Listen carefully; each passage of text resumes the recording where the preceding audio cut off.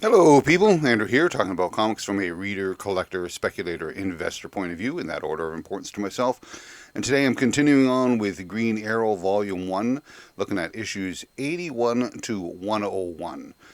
Included in that is issue 0, right about in the middle of that. And why just a short run? Because the book changes tone and direction with issue 102. So I just want to talk about these 21 issues first. So we have Green Arrow. The Mike Grell era is over. 7 years of Mike Grell, and the powers that be at DC wanted to bring Green Arrow back into the DC universe. So they decide to have this thing called Crossroads, which puts Oliver Queen on a road trip. And he's going to go through the states much like he did when he was with Hal Jordan in Green Lantern back in the late 60s, early 70s. So he's on his road trip. It starts off right away. I mean, it's a action-packed series. He faces off against a D-list villain, Shrapnel, with a D-list hero, Nuklon, and he gets into the confrontation with them and ends up, creating more damage in Seattle than those two combined as they just sort of rough it out. And at the end of it, he says, all right, that's it. I've had enough. I'm going on a road trip to find out just who I am. That's what he was doing with the Mike Grell run, but this is how to get him back into the DC universe and find out just exactly what his direction is going to be. So it starts off with issue number 81. Interesting that these first 10 issues that lead up to the 0-hour issue are written by 4 different writers. So there's no real storyline, clear direction, just this crossroads road trip sort of thing. The artwork is provided mainly by Jim Aparo, who is competent. Some people really, really like his stuff. I remember some of his stuff from Batman and what have you. But it doesn't strike me as anything spectacular. It's a clean, almost stark style of telling a story, and it's effective, but again, it doesn't resonate strongly with me. Solid artwork. That's it for what I got to say about Jim Aparo.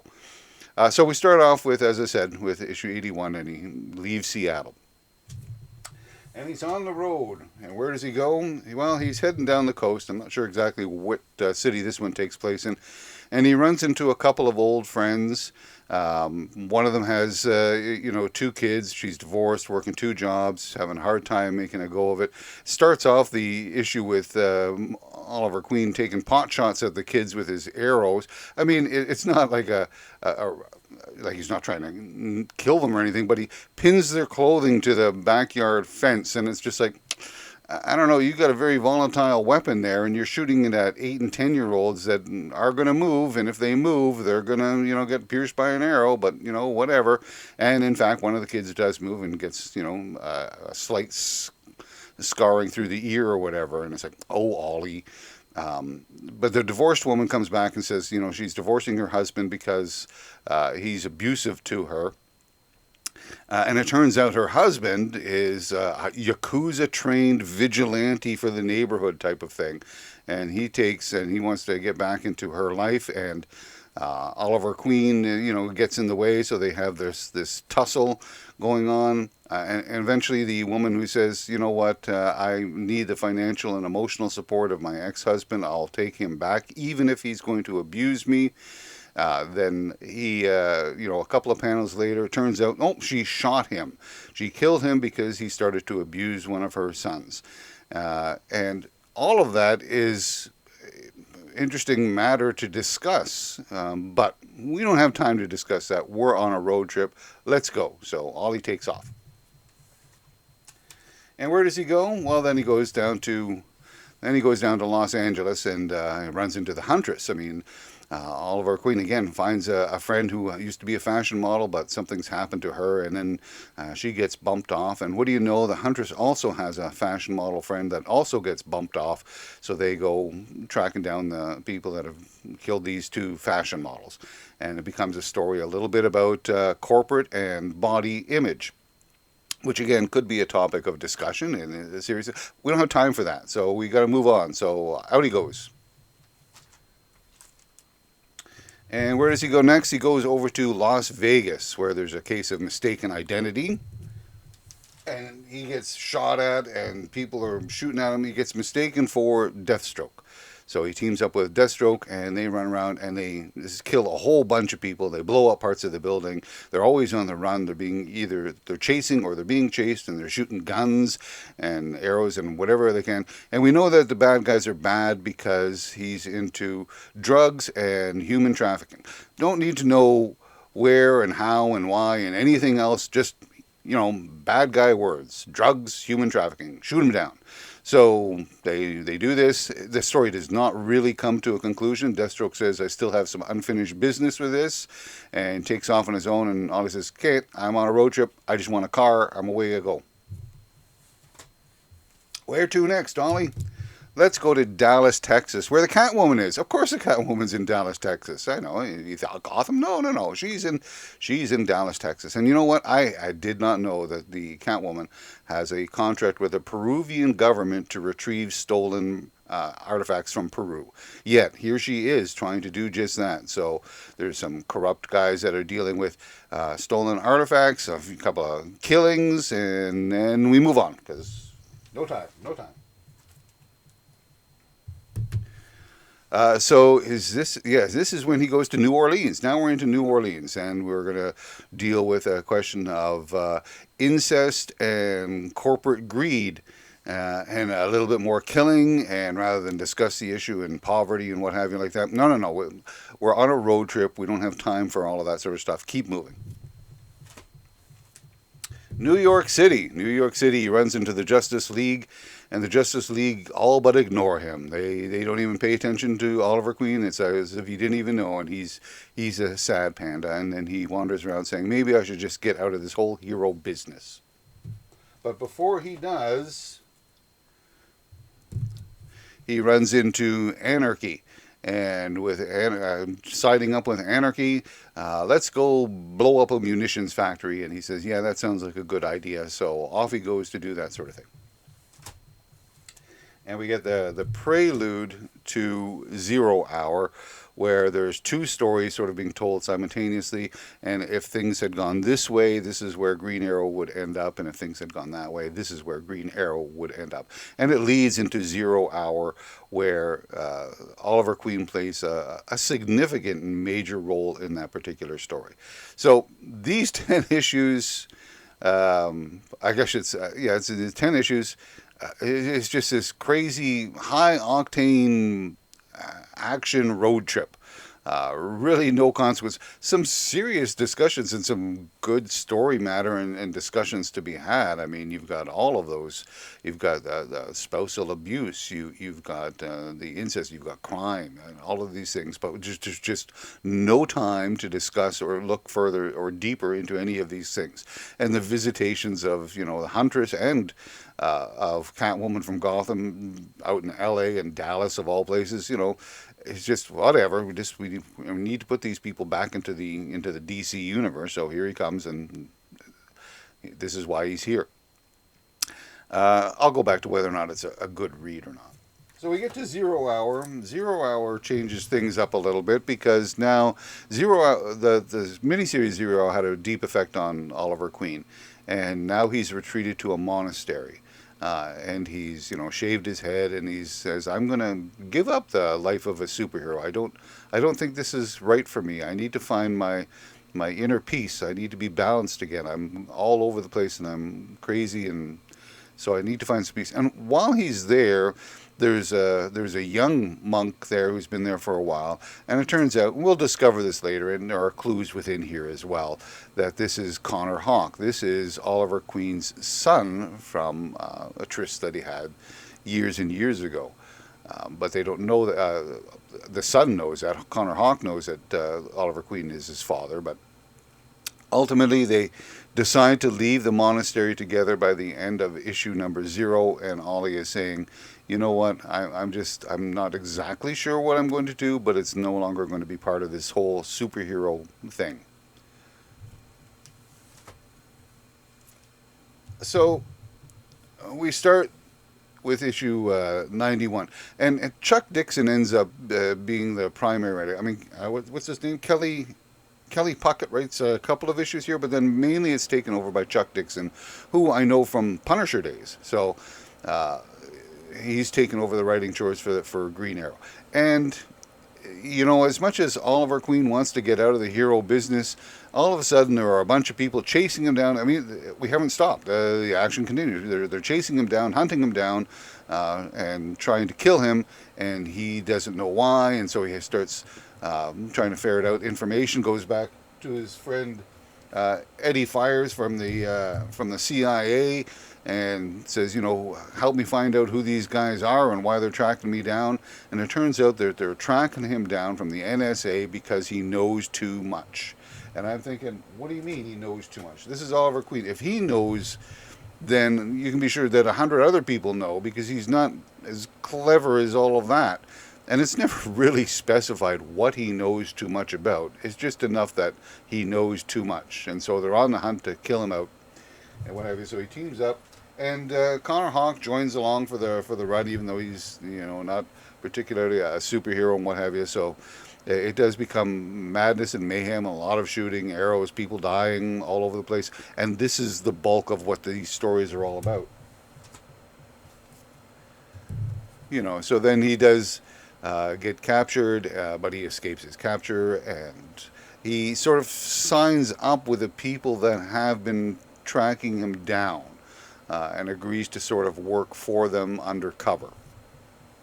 And we get into this final story arc with, leading up to issue number 100. Where is it? Where angels fear to tread. Is that what we're calling it? Yes, we are. We are calling it Where Angels Fear to Tread. And, as you can see, Oliver Queen's looking with Hal Jordan. It's kind of a fugue state type of thing, whether or not it's real or not, who can tell? So there's a little bit of, philosophy and stuff happening then. Should I go back to being a hero or whatever? Anyways, he decides that he's going to, do this thing for the NSA, get off their bad books, and then sort of retire.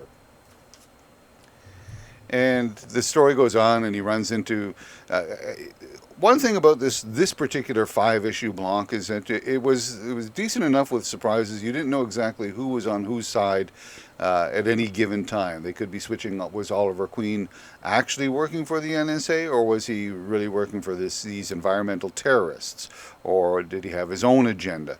And as I say, Eddie Fires and Conner Hawke team up to try and find Oliver Queen and save him, and etc. And this goes on for a number of issues. Arsenal does show up, and again, Arsenal shows up and then walks away from the whole thing and says, "You know what? This is really not my fight, so I'm getting out of here." It was a strange thing for him to do, but he does it nonetheless. So yeah, things escalate. They blow up a dam. Now they're looking at dropping a bomb on Metropolis. And where's Oliver Queen going to fall in all this? And if you got Metropolis involved, you got Superman involved, and Superman does become involved. And we finally come to issue number 100. And I do like that cover. I know Flash did a similar cover when they got to issue number 100. It's just a simple, it's got that silverish and what have you. It's a very simple, plain cover, but I think it's very effective. So this is part 5 of a 5-part series called Where Angels Fear to Tread. So this should be the culmination of that whole story. This is the end piece of it. The unfortunate thing is that it's not. It's like it leaves you with a cliffhanger. And it's just, to me, that was bad timing. It should have had the full story told in issue 100 of Green Arrow, and it's the 5th part. So, coming up, spoilers for issue 101.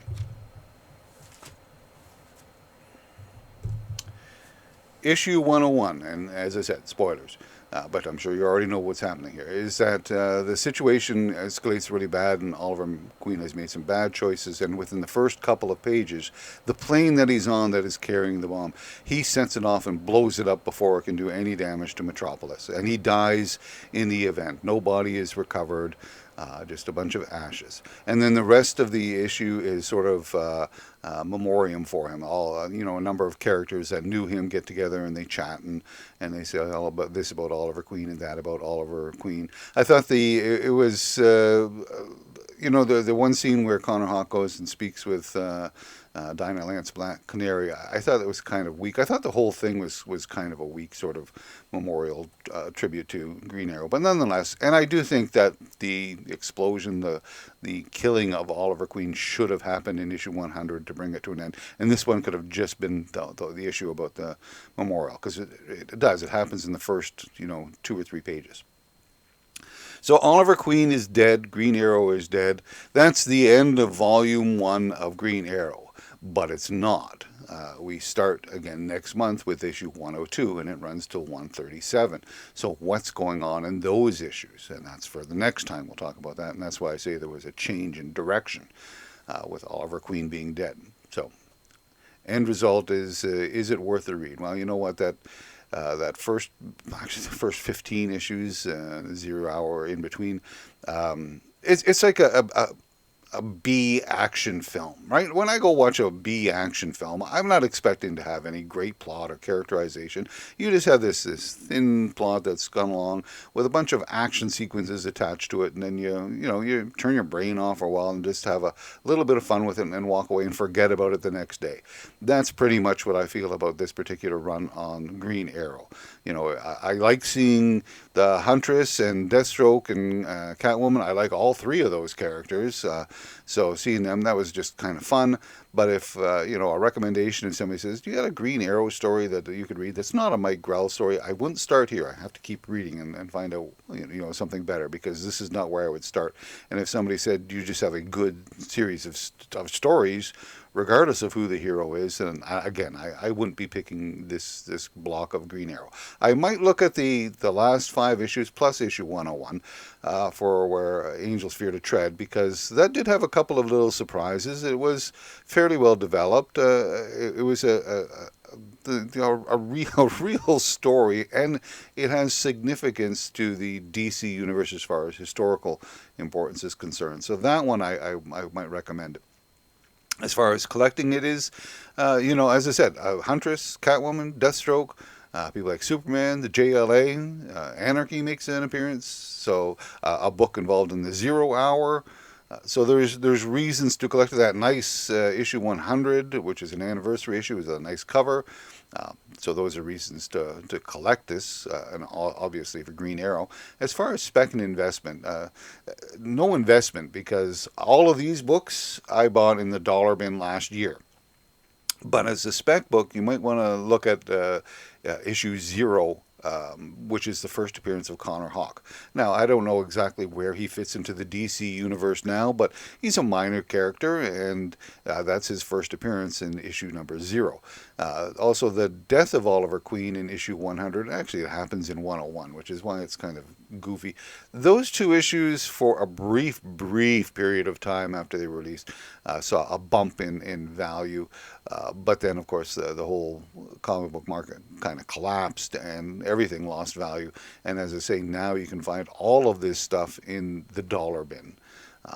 And as I say, spec book would be issue 0, the Conner Hawke. Overall, I enjoyed it enough because I like Green Arrow, but I just, as I said, it's just a B-level action film for most of it, a decent final cap to this, and then the end of Oliver Queen and into something new. And that's for next time. So until then, be good to yourself and be good to others, and, we'll talk again soon.